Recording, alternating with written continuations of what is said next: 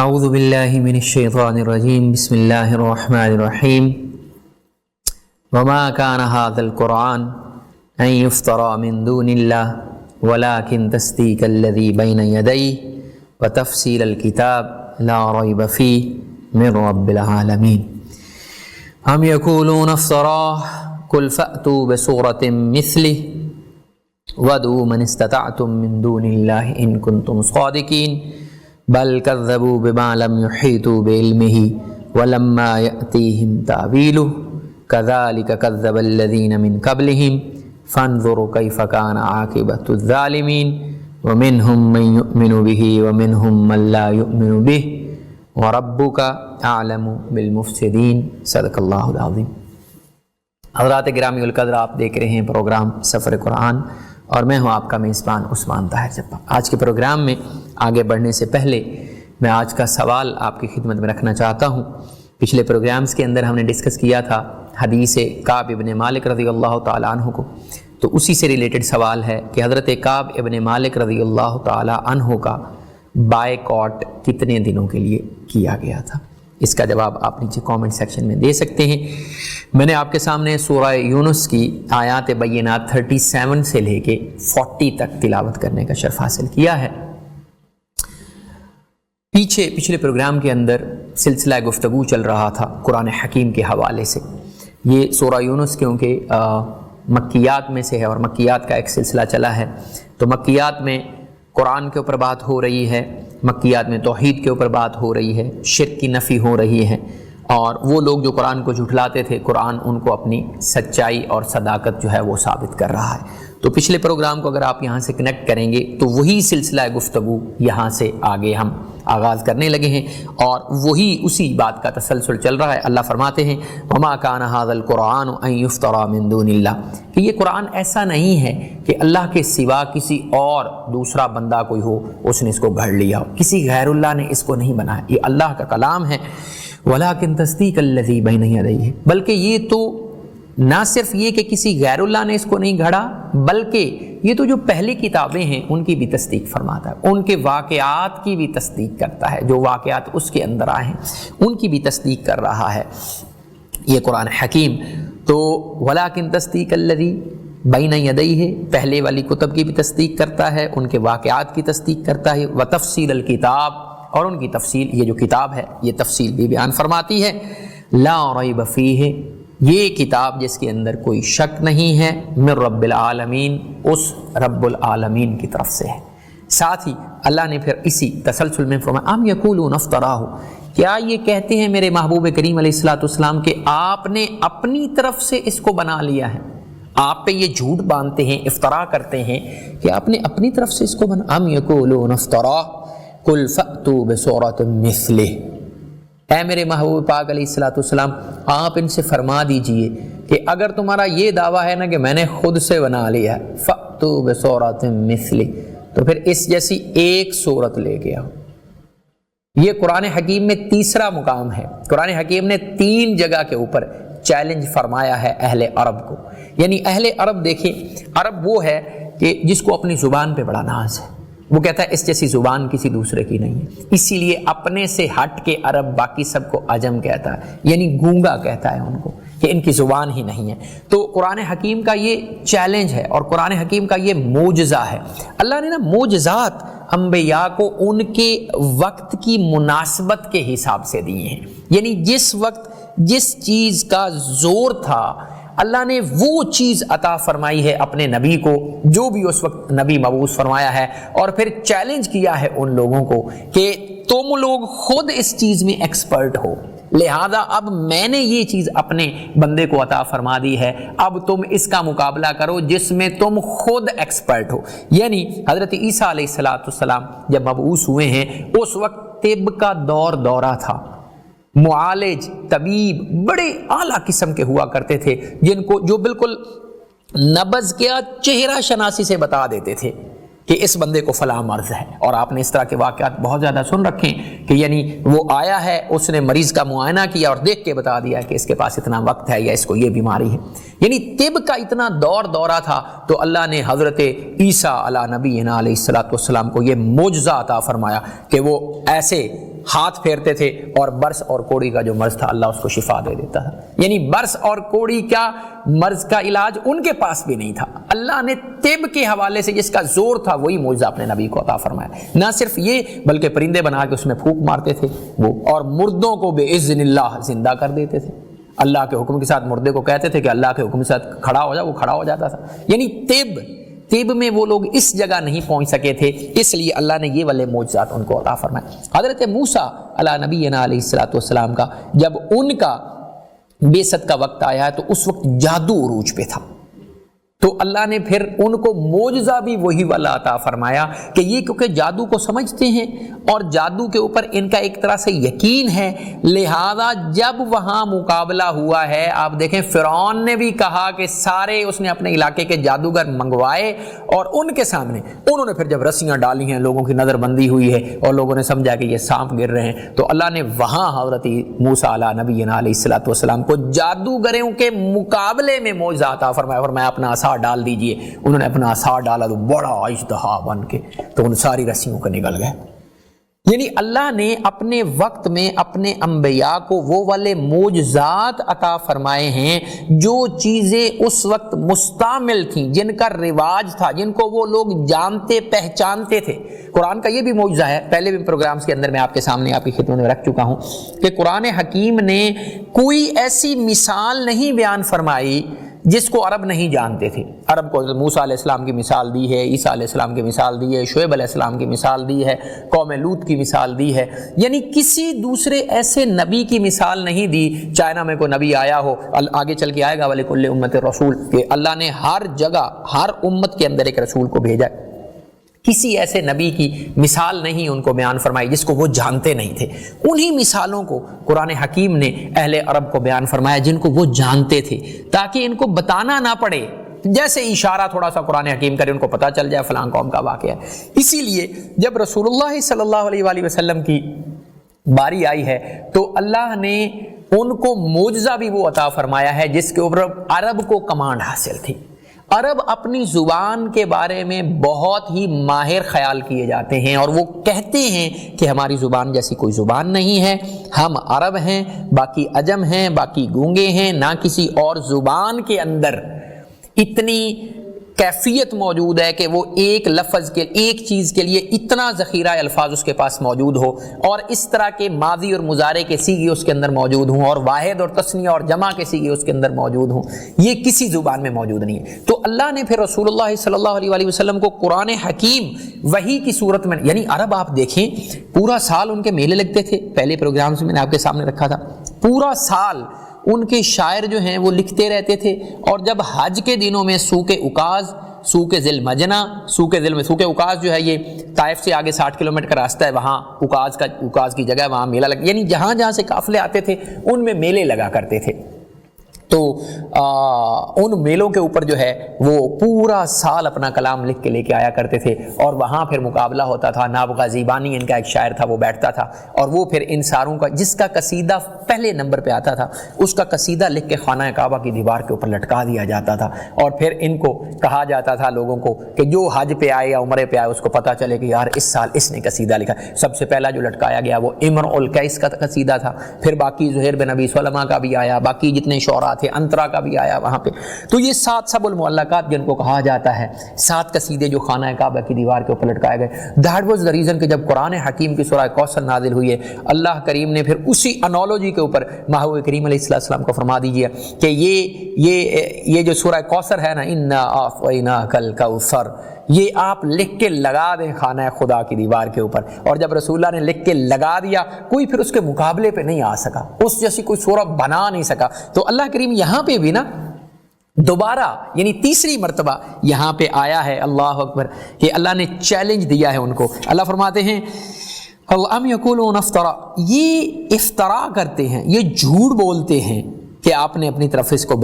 طرف سے آپ نے بنا لیا ہے. قل فأتوا بسورۃ مثلہ، پھر ان سے فرما دیجئے اے میرے محبوب کریم علیہ السلام، اگر یہ میں نے اپنی طرف سے نعوذ باللہ بنا لیا ہے تو پھر تمہیں تو زبان پہ بڑی قدرت حاصل ہے، تمہاری اپنی زبان ہے، تم بھی پھر اس طرح کی بنا لو۔ اچھا، یہ جو چیلنج ہے یہ قرآن حکیم میں سورہ بنی اسرائیل کے اندر بھی آیا ہے، اور سورہ بنی اسرائیل کے اندر اللہ اکبر سورہ نمبر 17 ہے، آیت نمبر 88 میں اللہ فرماتے ہیں کُلَّ إِنِ اجْتَمَعَتِ الْإِنسُ وَالْجِنُّ عَلَىٰ أَن يَأْتُوا بِمِثْلِ هَٰذَا الْقُرْآنِ، اے میرے محبوب پاک علیہ السلام ان سے فرما دیجئے کہ تم جن اور انسان سارے بھی اکٹھے ہو جاؤ نا، ان یاتوا بمثل هذا القرآن، تو تم اس طرح کا قرآن نہیں بنا سکتے۔ سورہ بنی اسرائیل میں اللہ نے وہاں چیلنج دیا۔ پھر دوسری جگہ سورہ ہود میں، جو یونس کے بعد سورہ ہود آئے گی اگلی سورہ مبارکہ، اس کے اندر پھر اللہ نے یہ ان کو دوبارہ چیلنج دیا اور فرمایا ام یقولون افتراؤ، یہی والی آیت کریمہ، فرمایا قل فأتوا بعشر سور مثلہ، اگر تم یہ سمجھتے ہو نا کہ میرے محبوب کریم علیہ السلام نے اپنی طرف سے اس کو بنا لیا ہے، تو پھر اس جیسی 10 صورتیں لے کے آؤ۔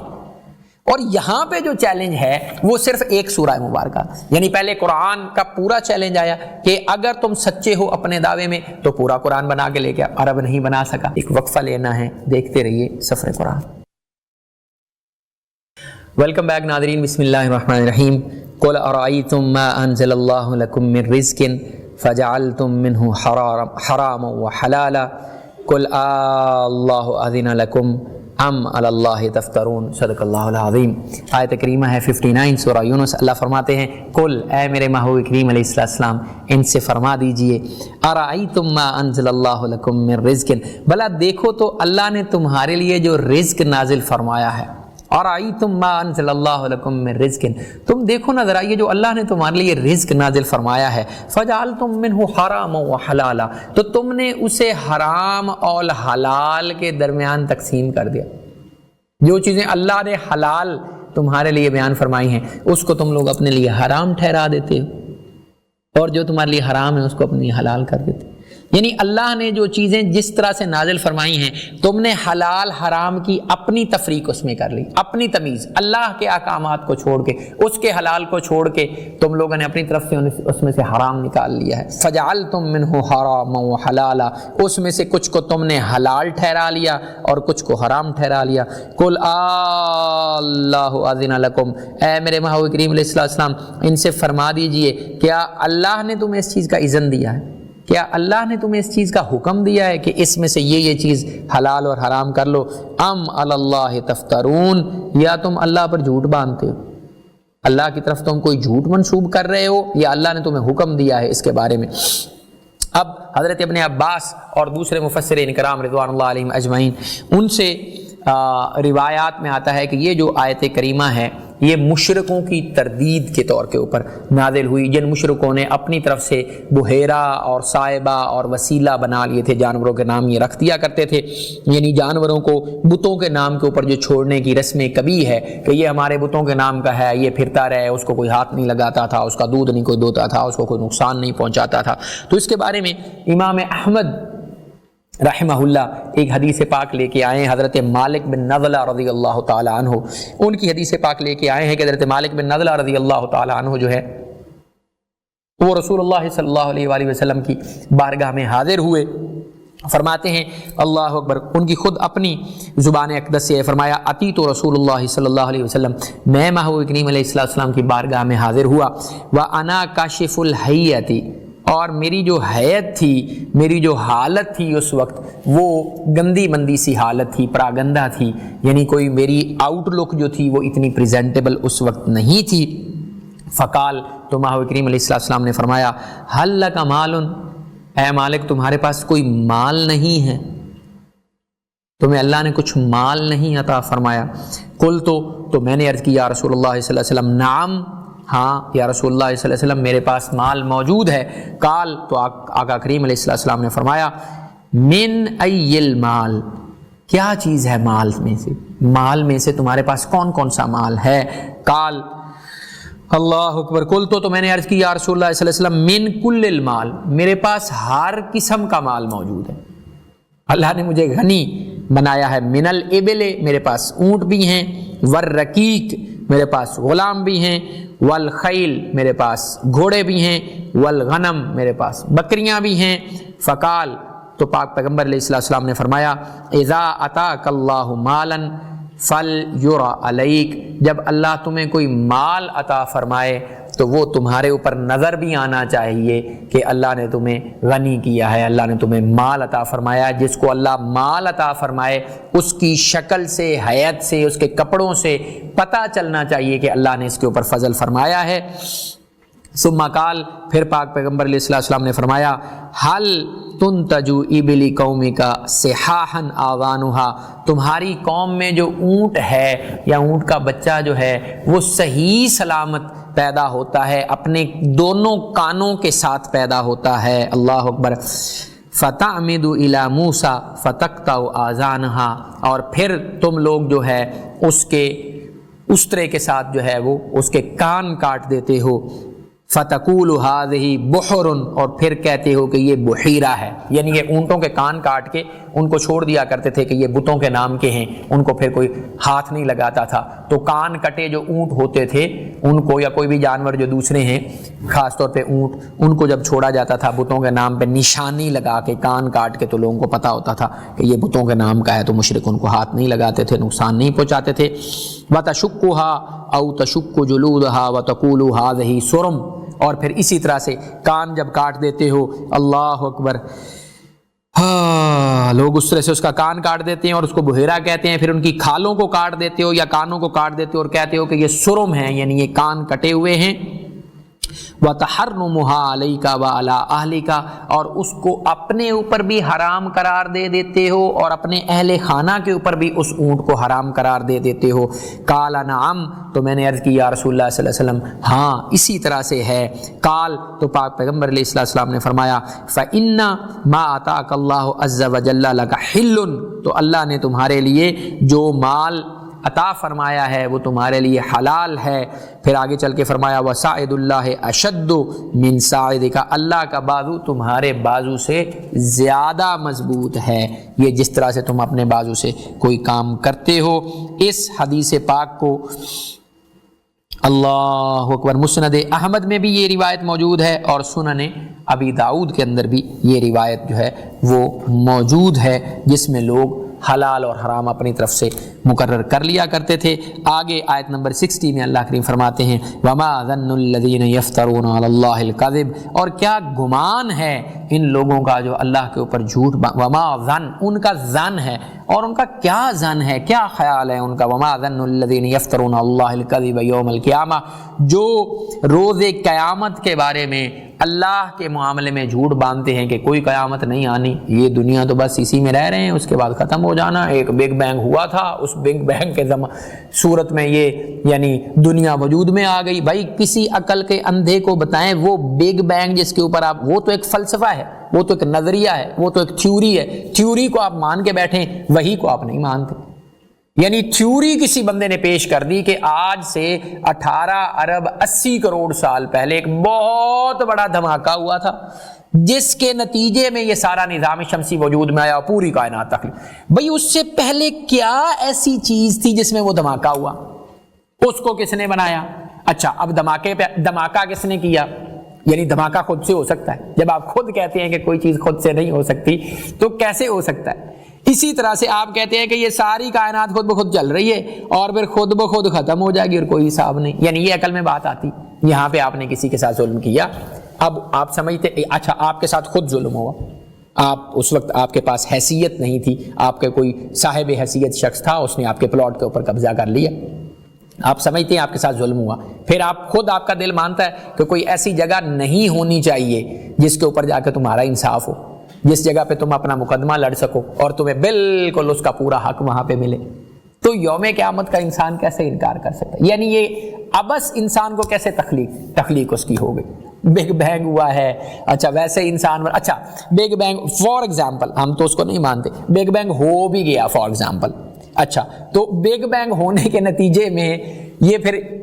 حیات کیسے وجود میں آئی دنیا کے اندر، یعنی حیات، زندگی کیسے وجود میں آئی؟ اچھا وہ کہتے ہیں جی ایک کوئی جرثومہ تھا، اس کو ہم فرض کر لیتے ہیں کہ پہلی دفعہ وہ بن گیا، یعنی عقل کے اوپر پردہ پڑا ہوا ہے ان کے سمم بکمن عمیون ہیں کہ خود سے مفروضات کے اوپر آپ قیامت کا انکار کرنا، دہریت کو آپ کبھی ویسے تو سنیے گا ہی نہیں، سارا بالکل نہ سننے کے قابل باتیں ہوتی ہیں، لیکن وہ دہریت دیکھیں بیس کس چیز کے اوپر کر رہی ہے کہ پہلے کو بگ بینگ ہوا ہے 18 ارب 80 کروڑ سال پہلے،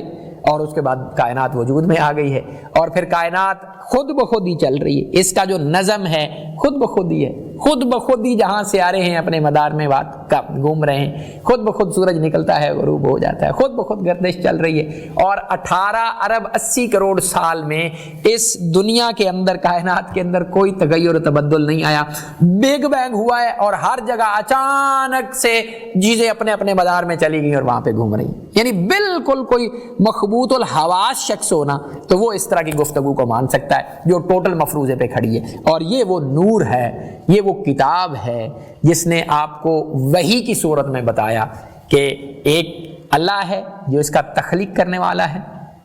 اس نے اس کو تخلیق کیا ہے، ابس نہیں تخلیق کیا بلکہ انسان اور جن کو پیدا فرمایا ہے کہ اس کی عبادت کریں، پھر ان سب کو ہم نے اکٹھا کرنا ہے اور جو کچھ یہ دنیا میں کر کے آئے ہیں اس کو اس کا حساب دینا ہے بنی نوع انسان کو۔ تو اللہ فرماتا ہے وَمَا ظَنُّ الَّذِينَ يَفْتَرُونَ عَلَى اللَّهِ الْكَذِبَ يَوْمَ الْقِيَامَةِ، اور کیا گمان ہے ان لوگوں کا جنہوں نے جھوٹ باندھا ہے روز قیامت کے بارے میں۔ اللہ اکبر، ان اللہ لذو فضل علی الناس، اللہ اپنے لوگوں کے اوپر بہت زیادہ فضل فرمانے والا ہے، ولیکن اکثرهم لا یشکرون، لیکن ان میں سے بہت سارے لوگ شکر نہیں کرتے۔ اللہ کی تو بہت فضل اور رحمت ہیں اپنے لوگوں کے اوپر، لیکن اللہ فرماتا ہے کہ انسان ہے ہی نہ شکر، انسان پھر شکر نہیں کرتے۔ انسان کی بات ہو رہی ہے، نہ مسلمان کی ہو رہی ہے، نہ کسی دوسرے مذہب کی بات ہے، اللہ نے جنرل ٹرمینالوجی جو ہے وہ یہاں پہ بیان فرمائی ہے۔ ساتھ ہی آگے آیت کریمہ نمبر 61 میں اللہ کریم فرماتے ہیں وَمَا تَكُونُ فِي شَأْنٍ وَمَا تَكُونُ فِي شَأْنٍ، اے میرے محبوب کریم علیہ السلام آپ جس حال میں بھی ہوتے ہیں، وَمَا تَتْلُو مِنْهُ مِنْ قُرْآنٍ، اور آپ قرآن میں سے جو بھی کوئی آیت کریمہ تلاوت فرماتے ہیں، وَلَا تَعْمَلُونَ مِنْ عَمَلٍ، اور آپ جو کوئی بھی عمل کرتے ہیں، إِلَّا كُنَّا عَلَيْكُمْ شَهُودًا، تو ہم اس وقت آپ کے ساتھ ہوتے ہیں۔ اللہ اکبر، إِذْ تُفِيدُونَ فِيهِ، ہم آپ کو دیکھ رہے ہوتے ہیں جب آپ اس کام میں مصروف ہوتے ہیں۔ وَمَا يَعْزُبُ عَنْ رَبِّكَ مِن مِّثْقَالِ ذَرَّةٍ فِي الْأَرْضِ وَلَا فِي السَّمَاءِ، اور آپ کے رب سے کوئی ذرہ برابر چیز بھی چھپی ہوئی نہیں ہے، نہ زمین میں نہ آسمانوں میں، وَلَا أَصْغَرَ مِنْ ذَلِكَ، نہ اس میں سے کوئی چھوٹی چیز، وَلَا أَكْبَرَ، اور نہ کوئی بڑی چیز ہے جو رب سے پوشیدہ ہے، إِلَّا فِي كِتَابٍ مبین، نہ کوئی چھوٹی نہ کوئی بڑی چیز ایسی ہے جس کو کتاب مبین کے اندر ہم نے درج نہیں کر دیا۔ کتاب مبین سے مراد یہ قرآن حکیم بھی ہے، اور کتاب مبین سے مراد وہ لوح محفوظ بھی ہے۔ آج کے پروگرام کا یہاں پہ تکمیل ہوئی چاہتی ہے، اور آج کا جو سوال تھا اس کا جواب میں آپ کی خدمت میں رکھنا چاہتا ہوں۔ پچھلے پروگرامز کے اندر ہم نے اس کو ڈسکس کیا تھا، اگر وہ پروگرامز آپ نے نہیں دیکھے تو ہمارے نیو ڈیجیٹل کے پلیٹ فارمز کے اوپر وہ موجود ہیں، جا کے دیکھ لیجیے گا، فیس بک کے اوپر، یوٹیوب کے اوپر، ہمارے ٹک ٹاک اکاؤنٹ کے اوپر وہ پروگرامز کی کچھ نہ کچھ ریلز آپ کو مل جائیں گی۔ حضرت کعب ابن مالک رضی اللہ تعالی عنہ کا بائیکاٹ رسول اللہ صلی اللہ علیہ وآلہ وسلم کے حکم کے اوپر غزوہ تبوک میں نہ جانے کی وجہ سے 50 راتوں کا ہوا تھا، اور 50 راتوں کے بعد پھر اللہ نے ان کی توبہ قبول فرمائی تھی، جس کو پھر سورہ توبہ کے اندر نازل فرمایا وَعَلَى الثَّلَاثَةِ الَّذِينَ خُلِّفُوا حَتَّى إِذَا ضَاقَتْ عَلَيْهِمُ الْأَرْضُ بِمَا رَحُبَتْ وَضَاقَتْ عَلَيْهِمْ أَنفُسُهُمْ وَظَنُّوا أَن لَّا مَلْجَأَ مِنَ اللَّهِ۔ اس آیت کریمہ کو ہم سورہ توبہ میں ڈسکس کر آئے ہیں، اگر آپ نے وہ پروگرامز نہیں دیکھے تو میں دوبارہ آپ سے گزارش کروں گا ضرور جا کے دیکھیے گا۔ اپنے میزبان عثمان طاہر جپا کو اگلے پروگرام تک کے لیے اجازت دیجیے، فی امان اللہ۔